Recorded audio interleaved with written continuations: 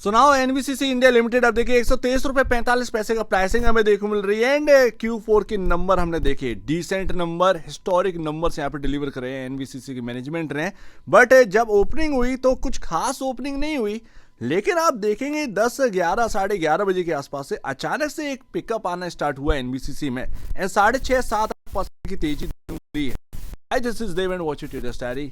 All time high almost पास में ही है, ये ऑल टाइम हाई को क्रॉस कर चलने वाला। तो देखिए एनबीसीसी के जो इन्वेस्टर्स हैं उन्होंने भर भर कर पैसा बनाया। अगर आप देखेंगे तो ऑलमोस्ट 70 रुपए के आसपास का लो लगाया है किसी ने। अगर एवरेज किए होंगे यहाँ पर तो बहुत अच्छा रिटर्न आपको मिल रहा है। एंड अगर आप देखें बहुत पहले भी बाई किया होगा तो भी आपका यहाँ पर ना प्राइस आ चुका है। बट अगर आप देखें तो 140 रुपए का ऑल टाइम हाई है एंड आपका जो आज का हाई है वो 126 रुपए 127 रुपए के आसपास का देखने को मिल रहा है। कोई बहुत बड़ा अंतर नहीं है, सिर्फ 13 रुपए की बात है। एंड ऑल टाइम हाई जो है वो इस स्टॉक में आपके सामने देखने को मिल जाएगा। अच्छा, ऑल टाइम हाई का रीज़न भी है Q4 के नंबर काफ़ी डिसेंट है, तो कोई बहुत बड़ी बात नहीं है। बट अभी ये एक ना रेजिस्टेंस जोन से निकल चुका है।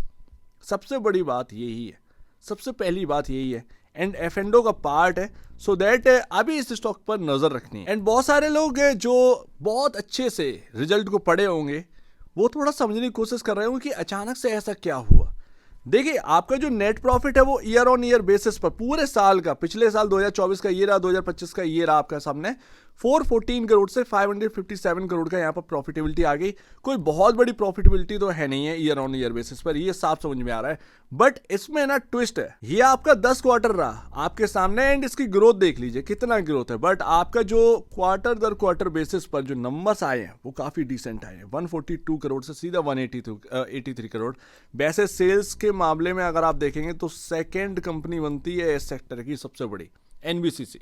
बट है क्या कि एक्सपेंसेस इतने बड़े हैं कि उन एक्सपेंसेस के बाद इनके हाथ में बहुत कम चीज आती है, बहुत कम प्रॉफिट यहाँ पर जो है इनके पास निकलता है।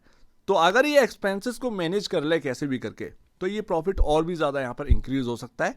एंड अगर प्रॉफिट इंक्रीज हुआ तो अर्निंग पर शेयर भी यहाँ पर ना इंक्रीज होता हुआ नजर आए एंड उसकी वजह से ये स्टॉक की वैल्यूएशन और भी इंक्रीज हो सकती है। तो यानी कि ईयर ऑन ईयर बेसिस पर तो अच्छे हैं ये, बट क्वार्टर दर क्वार्टर बेसिस पर ये काफी इंपॉर्टेंट थे। एंड एनबीसीसी का मार्केट कैप भी कम है, कोई ऐसा नहीं है कि बहुत हवा वाला मार्केट कैप है। 33,615 करोड़ का मार्केट कैप है इस कंपनी का। एंड यहाँ पर अगर आप देखेंगे तो जो पी रेशियो है उसमें भी आपको कंफर्ट है। आपका इंडस्ट भी 71.61 का चल रहा है एंड उसके अगेंस्ट आपका 62.12 का यहाँ पर पी रेशियो देखने को मिल रहा है, तो कोई बहुत ज्यादा नहीं है। Price to book value 13.56 time ये आपको देखने को मिलता है।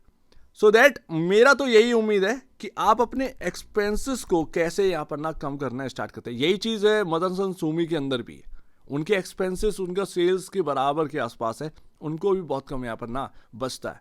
तो उसकी वजह से यहाँ पर ना ग्रोथ, वो सॉलिड ग्रोथ नहीं देखने को मिल रही। एंड एक बार यहाँ पर ना अपना एक्सपेंस मैनेज कर लिया तो सबसे बड़ी बात रहती है। एंड लास्ट तो थोड़ा सा ध्यान दीजिए अभी क्या देखने को मिल रहा है। देखिए एक रेंज बनाइए, यहाँ पर एक रेंज आप बनाइए एंड यहां पर आपके सामने 120, ऊपर में 122 रुपए, आपका 123 रुपए 36 पैसे पर क्लोजिंग हुई है। 120 रुपए निचला लेवल, 122 रुपए ऊपरी लेवल, ये आपकी रेंज अब काफी इंपॉर्टेंट है, ध्यान रखिएगा। हो सकता है एक बार आपको 118 भी देखने को मिल जाए, बट डरना नहीं है बिकॉज ऑफ आप इंपॉर्टेंट लेवल के काफी ऊपर है। ये 118, 120, 122 ये काफ़ी इंपॉर्टेंट लेवल है, आप इनको क्रॉस करके ऊपर निकले हैं। मेरे ख्याल से ज़्यादा वक्त नहीं लगना चाहिए 140 रुपये आपके टेबल पर आने में। सबसे बड़ी बात यहाँ पर ना यही लगती है कि रेजिस्टेंस लेवल निकाल चुका है ये स्टॉक। एंड वही तो आज मतलब सबको भर भर कर मौका दिया।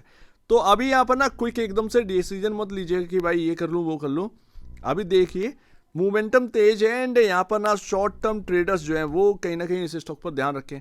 जो बहुत पहले से होल्ड कर रहे हैं उनके लिए तो सब कुछ बढ़िया है ही सिनेरियो, ये तो चलता रहेगा 120, 122, 140 ये सब चलता रहेगा शॉर्ट टर्म वाले को। बट लॉन्गर टर्म के लिए आपका जो है वो अर्निंग पर शेयर में ग्रोथ चाहिए एंड वो यहाँ पर सॉलिड निकल कर आई है क्वार्टर दर क्वार्टर बेसिस पर, तो ये काफ़ी अच्छी बात है। ईयर ऑन ईयर बेसिस पर भी है बट क्वार्टर दर क्वार्टर बेसिस काफ़ी नंबर इंपॉर्टेंट है एंड उसकी वजह से आज ये तेजी आई है। तो सवेरे सवेरे समझ नहीं पाया कोई, लेकिन एकदम से उसके बाद तेजी आई तो सबको भर भर कर मौका दिया है। सो उम्मीद है काफ़ी कुछ आपको समझ में आया होगा।